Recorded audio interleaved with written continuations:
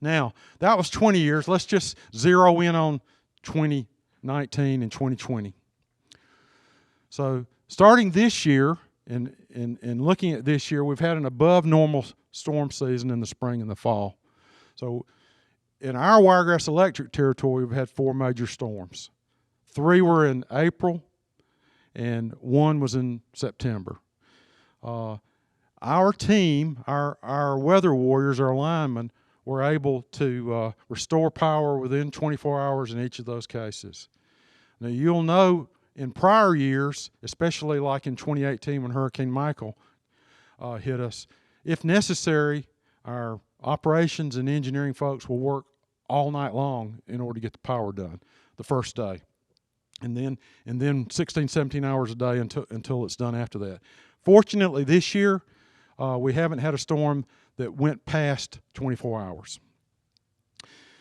There were an additional 4 storms, or additional 3 storms besides the 4 that hit us that affected Louisiana and other co-ops in Alabama. So on 3 occasions, we've sent our crews to help other folks. Now, you all know the challenge the pandemic has had. We started the year in January in Alabama with a 2.7% unemployment rate. By April, the unemployment rate in Alabama had gone to 13.8%, and now we're back down to 5.6%. So, point 5 addresses how that affected our area. And this year, we have a newfound respect and appreciation for our cashiers and our member service representatives. And I want to tell you what we did and maybe compare it to what some others did. But you remember when everybody was, closing up where you couldn't come in, we never closed our offices. Many of our cooperative friends quit taking phone calls. There were over 30 of them that outsourced all their phone calls to a call center in Tennessee. But Brad and Rhonda and Jennifer and the 11 other customer service people got together and said, how do we want to handle this? And some people were letting people answer the phone from home. Some were about half staffed because they just couldn't see a way to come to work. And I don't believe we had a single person that that took off. Every one of our ladies in the call center said, we want to come to work every day. We want to take care of our members. So we never closed our offices. For a few weeks in the worst part of the pandemic, we closed the lobbies, but we kept the drive-thrus open. And as soon as we could, we opened back up. And the 4 ladies in the call center came to work every day and answered the phone all day long. And as a result, every member that had any kind of a problem, if they got laid off, if they were out of work, if they were struggling, we found a way to help them.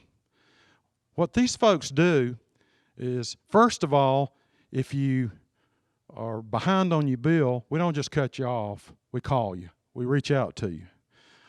Secondly, we partner with 17 different agencies that help people with their power bill. And if there's any way, the caring people in our call center will connect you with a resource that will help you. And then thirdly and finally, we'll make arrangements of some kind, give you an extension to pay. If you need to set part of your power cost up in a debt management, there are all kinds of ways that we work with people. But here's the good news. Our delinquent accounts and potential bad debts this year are at record lows. While the rest of the world is suffering from the pandemic, and we've had our best year ever as far as our members' ability to pay their bills. So we're real proud of that. We had no rate increase or no cost of service increase in 2020. I'm going to unpack that in a minute. Your board of directors retired $1.9 million in capital credits in the last couple of months. So 8,500 of our members got a significant amount of credit on their bill. The members that aren't active got checks. So that totals up to a a cumulative amount of $14 million since 2005. So since 2005, $14 million of our margins have been returned to our members. Once again, that's the difference in a not-for-profit cooperative. If we were for-profit, that $14 million would have gone to a stockholder. In the cooperative, you are the stockholder. You're the owner. So that money goes back to the member.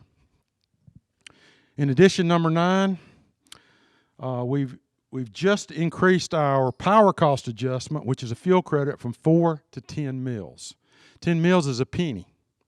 So if you get a bill in October or November and you use 1,500 kilowatt hours, you're going to have about a $15 credit on your monthly bill. Now, what the fuel credit does is if during the current year we achieve the margins that we need in order to satisfy RUS and our lenders, we immediately try to give that money back, and usually give a lot of money back in the fourth quarter, because by then we know we can afford to give it back. So we've just increased from 4 to 10 mils. Since 2010, we've given back $11 million in fuel credits. That once again, that money would have gone to a stockholder and a for-profit. By the end of the year, it looks like we'll approach $12 million in fuel credits. Next slide, please. Now, I'm glad that I left this slide in.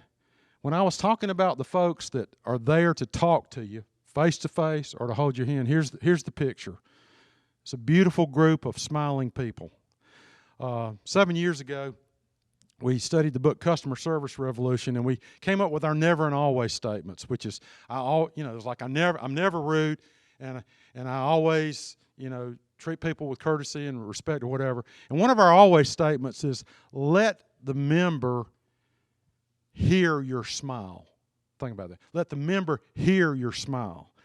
So you can see their smile, but when you talk to them over the phone, you hear their smile by the way they engage you. Next slide, please. This is another group of unsung heroes. These are some of our accountants.